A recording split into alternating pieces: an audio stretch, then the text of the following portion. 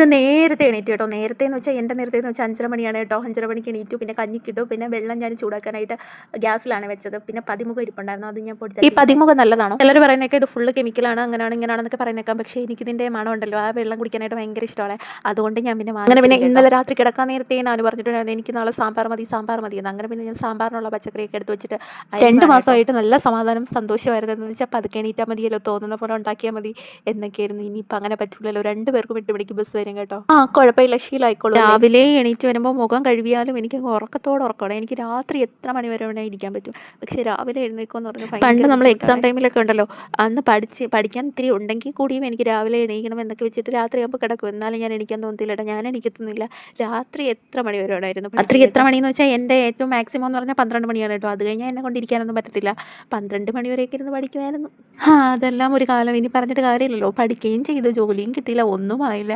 വല്ലാത്തൊരവസ്ഥ. അങ്ങനെ പിന്നെ നമ്മൾ എവിടെ നിർത്തി, ഞാനപ്പോൾ പച്ചക്കറിയെല്ലാം അരിഞ്ഞെടുത്തു. പിന്നെ തക്കാളിക്ക് അതിലരിഞ്ഞിട്ടിട്ട്, ഈ തക്കാളി ഇടുവാണെങ്കിൽ ഞാൻ പിന്നെ പുളി ചേർക്കാറില്ല. എനിക്ക് ഒത്തിരി പുളി ഇഷ്ടമല്ല കേട്ടോ. പിന്നെ കായം ഉണ്ടല്ലോ, നമ്മുടെ കട്ടക്കായമായിരുന്നു, എസ്സിൻ്റെയോ എന്തോ കായമായിരുന്നു കേട്ടോ.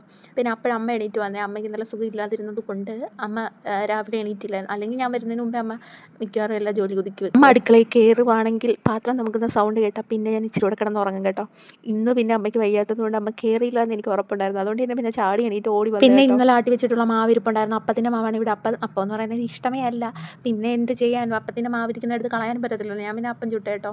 അപ്പവും പിന്നെ സാമ്പാറും ഫ്രിഡ്ജിൽ ഇരുന്നതുകൊണ്ട് നല്ല കട്ടയായിട്ടുണ്ടായിരുന്നു. പിന്നെ അത് ഇളക്കായിരുന്നു. ഇളക്കി കുറേ നേരത്തെ അബിയുടെ വണ്ടി താമസിച്ചായിരുന്നു വന്നുകൊണ്ടിരുന്നത്. 8:15 ആയിട്ട് വരത്തുള്ളായിരുന്നു. ഇപ്പോൾ പിന്നെ 8 മണിക്ക് തന്നെ വരുമെന്ന് പറഞ്ഞിട്ടുണ്ട്.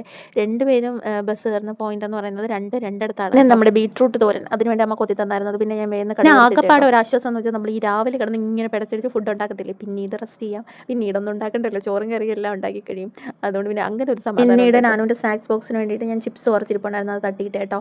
പിന്നെ തോരത്തിനൊക്കെ അരപ്പിട്ടു. പിന്നെ നാനുവിന് വേണ്ടി ചോറൊക്കെ കോരി വെച്ച് കേട്ടോ. അബിക്ക് ഫുഡ് സ്കൂളിൽ നിന്നുണ്ട് കേട്ടോ, ചോറും കറിയൊക്കെ.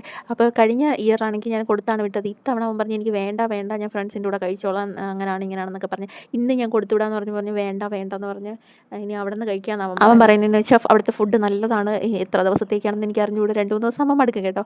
അപ്പോൾ വീട്ടിൽ നിന്ന് തന്നെ കൊണ്ടുപോകും. അത് നേരം വരെ പിന്നെ ഞാൻ നാനുവിനെ റെഡിയാക്കി കേട്ടോ. നാനുവിന് കഴിഞ്ഞ വർഷത്തെ യൂണിഫോം തന്നെയാണ് ഈ വർഷം. പിന്നെ എക്സ്ട്രാ ഒരു യൂണിഫോം കൂടെ ഉണ്ട്. അതിൻ്റെ മെറ്റീരിയൽ കിട്ടിയില്ല കേട്ടോ. അത് കിട്ടിയിട്ട് വേണം സ്റ്റിച്ച് ചെയ്യാൻ. പിന്നെ നാനുവിനെ അബിയെ ഞാൻ വിട്ടതിന് ശേഷം ഞാൻ ഫുഡ് കഴിച്ചു കേട്ടോ. അപ്പം സാമ്പാറുമായിരുന്നു.